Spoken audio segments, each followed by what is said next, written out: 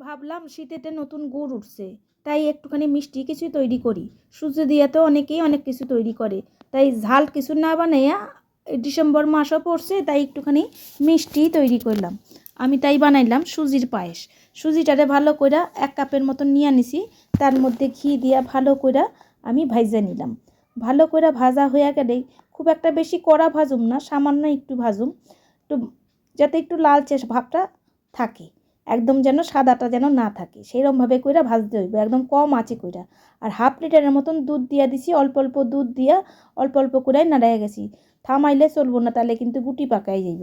সেই জন্য ভালো কইরা এক হাত দিয়ে আস্তে আস্তে কইরা আমি ঠান্ডা দুধটাই দিয়া দিছি। এর মধ্যে দিয়া দিলাম কিছুটা গুড়, তাই গুড়টা দিয়া খাইতে কিন্তু দারুণ লাগে, তাই একটুখানি গুড় দিয়া দিলাম, একটু সামান্য একটা গুঁড়া দুধের প্যাকেটও ফালাইয়া দিলাম, তাতে টেস্টটাও ভালো হইব, খাইতেও ভালো লাগবো।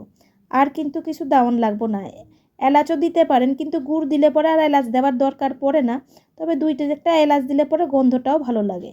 সামান্য একটু এলাচ দিয়া 2টা গোটা এলাচ ফাটাইয়া দিয়ে দিলাম। আর এইভাবে একবার কইরা দেখবেন, মিষ্টি পাত দিয়া এগুলিই খাইতে ইচ্ছা করব।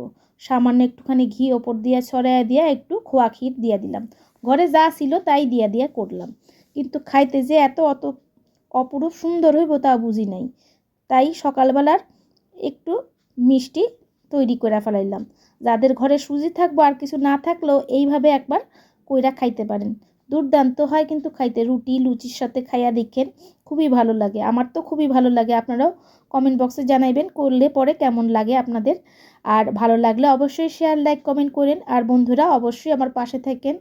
আপনাদের কাছে অনুরোধ রইল, যদি ভিডিওটা ভালো লাগিয়া থাকে তাহলে অবশ্যই একটা লাইক কমেন্ট আর সাবস্ক্রাইব করেন।